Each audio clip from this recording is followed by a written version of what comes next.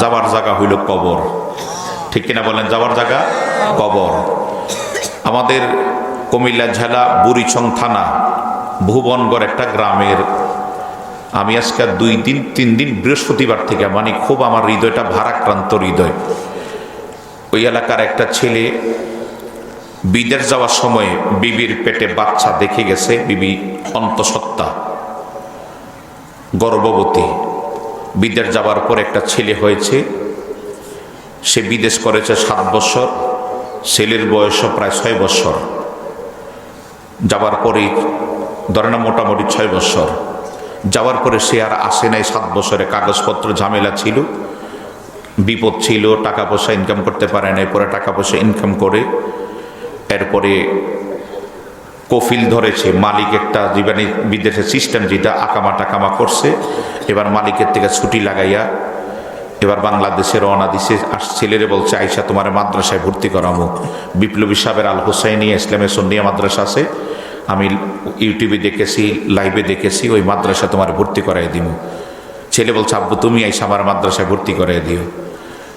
এরপরে উনি রওনা দিয়া মালটাল সব বিমানে উঠে গেছে। উনি বিমানে উঠবে, সিঁড়ির মধ্যে উঠতে যায় হঠাৎ করে হার্ট অ্যাটাক করে সাথে সাথে মারা গেছে। ইন্না লিল্লাহি ওয়া ইন্না ইলাইহি রাজিউন। এয়ারপোর্টে সন্তান একটা ফুলের তোড়া নিয়ে দাঁড়িয়ে দিয়েছে, বাবারা জীবনে দেখি নাই। বাবার টাচ মোবাইলে বাবারে দেখেছি, বাস্তবে বাবাকে দেখি নাই। জন্মের পরই বাবা বাহিরে, বিবি দাঁড়িয়ে আছে, মা দাঁড়িয়ে আছে, ছোট ভাই দাঁড়িয়ে আছে, হাইএক্সের যিনি ড্রাইভার উনিও দাঁড়িয়ে আছে, অপেক্ষা করতেছে। পরে এলান হলো যে এই যাত্রীটা বিমানে আসে নাই, তার মাল আসছে, বিমানে আসে নাই, যে কোনো একটা তখন আর বিস্তারিত জানায় নাই। পরে জানানো হলো যে সে হসপিটালে, আসলে হসপিটাল না, সাথে সাথে ওই জায়গায় মারা গেছে। এরপরে তার এই বৃহস্পতিবারে লাশ আসছে বাংলাদেশে, দিনের 11টায় তার জানাজা হয়েছে। আমি কিন্তু জানি নাই, জানলে যাইতাম। আমি পরবর্তী শুনছি, শুক্রবারে শুনছি তার জানাজা, জুমার পরে শুনছি জানাজা হয়ে গেছে, আসছে বাংলাদেশে, লাশ আসছে। এই হলো মানুষের হায়াত। সবসময় ভাববেন আল্লাহ আমি যেন মরণের কালে তোমার হাবিবরে দেখতে দেখতে যেন মরণ হয়, এটা সবসময় কল্পনা করবেন, যাতনা রাখবেন, রোগ সৃষ্টি করে নেবেন। রোগ, পাগল যেমন একটা কথা 10 বার বলে, আপনিও মদিনাওয়ালার প্রেমে পাগল হইয়া যান।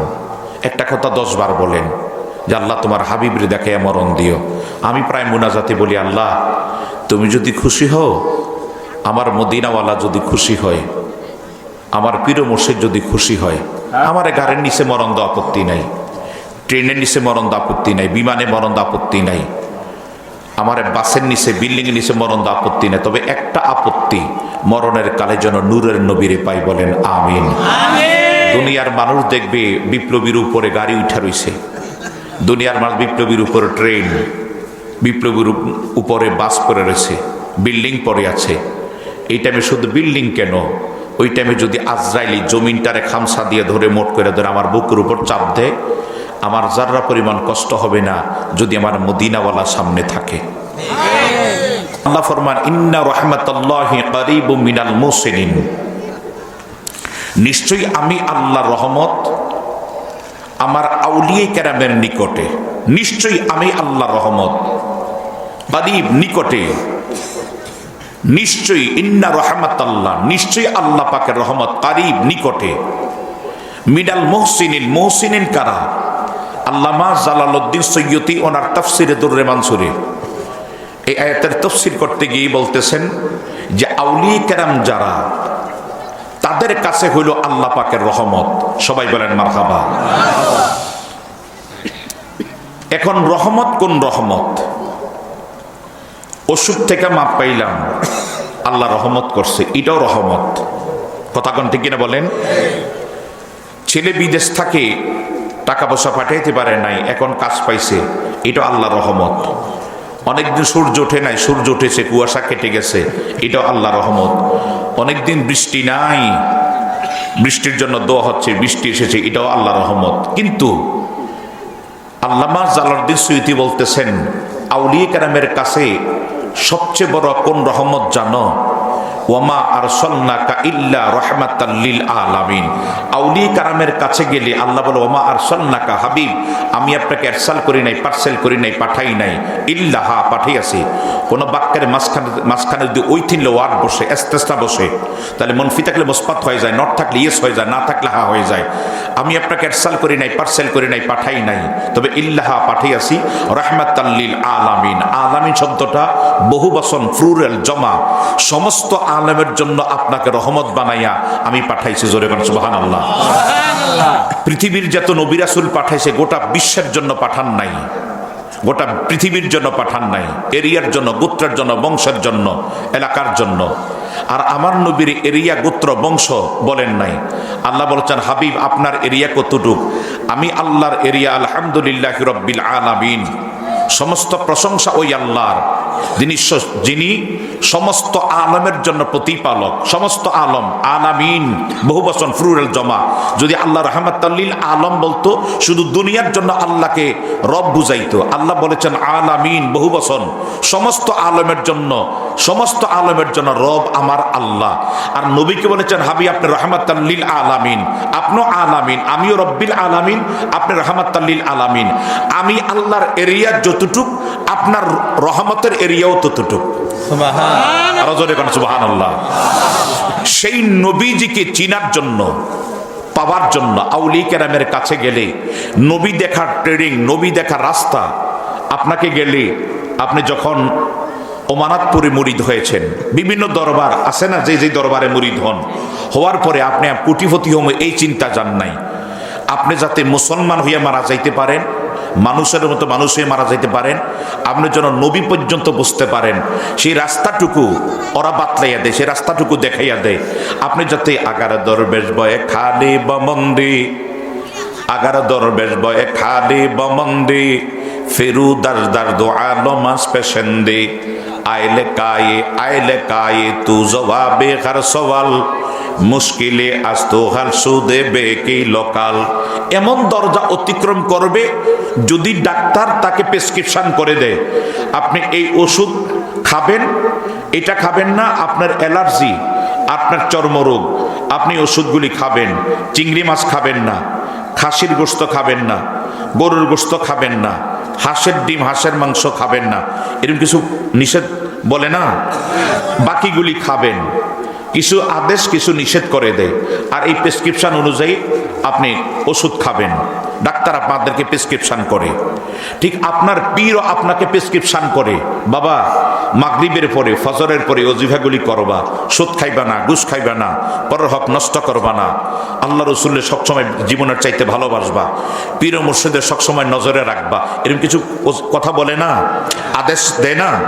ঠিক আপনি যদি ওই পীরের প্রেসক্রিপশন অনুযায়ী, আমি প্রেসক্রিপশন বললাম যাতে আপনারা সহজে বুঝেন, সেই প্রেসক্রিপশন অনুযায়ী যখন আপনি আমল করবেন, এই আমল করতে করতে আপনি নিজেও জানেন না আপনি যা আল্লাহর ওলি হয়ে যাবেন, ওলি হইয়া গেছেন, আপনি নিজেও টের পান নাই। জোরে জোরে কোন সুবহানাল্লাহ। আমি শাহজাহান বিপ্লবী মরে গেলে আমার এই দেহটাকে মাটির দেহের সঙ্গে মাটির দেহ মিশে যাবে, এটা মিশে যাবে, এটার সাথে এটা মিশে যাবে। কিন্তু এই দেহটা যদি দুনিয়া আমি পরাইয়া নিতে পারি, বুঝার জন্য বলি, আপনাদের এলাকায় ব্রিক ফিল্ড আসেনি? বিভিন্ন জায়গায় ব্রিক ফিল্ড তো আছে। আমার সঙ্গে একটু মাথা নালাইরা মুখ দিয়ে বলবেন, ব্রিক ফিল্ড চিনেন তো? যেখানে ইট বানানো হয়। ইট এটা প্রথম কাঁচা মাটি দিয়ে বানানো হয়, বানাইয়া এটা রোদে শুকায়। এই টাইমে যদি বৃষ্টি আসে, তাড়াতাড়ি ওটার উপর পলিথিন দেয়, ঢাকনা দেয়। কেন? বৃষ্টি আসলে ওটার ভিতরে বৃষ্টি পড়লে ইটা লয় হয়ে যাবে, ক্ষয় হয়ে যাবে, ইট নষ্ট হয়ে যাবে, ইট আর ইট থাকবে না, এটা মাটির চাকা হয়ে যাবে। আর যেই ইটগুলি ব্রিকফিল্ড থেকে বাহির করা হয়েছে পোড়াইয়া, ওগুলি পলিথিন ঢাকনা দেয়? দেওয়ার দরকার নাই। ওগুলির মধ্যে পানি পড়লো, ওইটা যায় পানি খাওয়ার দরকার, আরো কিছু পানি খাইলো, পানি হজম করে ফেলায়, ইট নষ্ট হয় না। কেন? দোনোটাই ইট, একটা হলো কাঁচা ইট আর একটা হলো পোড়া ইট। কথা কটি কিনা বলেন? একটা কাঁচা আর একটা পোড়া।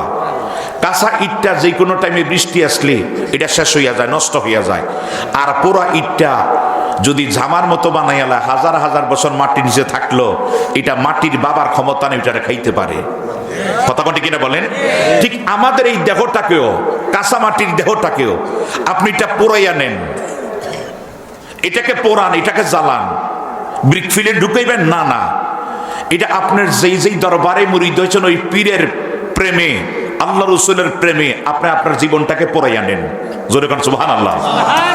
যা মানার দরকার তাই মানবেন, যা বলেছে তাই শুনবেন, এই কষ্ট হইল আমল করবেন, এটাই পোড়ানো।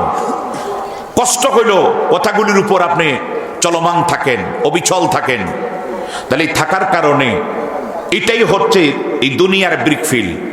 আপনার এই দেহটা তখন কাঁচা মাটির দেহ থাকে না, এটা পোড়া মাটির দেহ হয়ে যায়। এটা যখন মাটির নিচে দিবেন, ওই মাটি আর এই মাটি দেহটারে খাইতে পারে নাই, এটা অক্ষত অবস্থায় থাকে। জোরে জোরে কোন সুবহানাল্লাহ।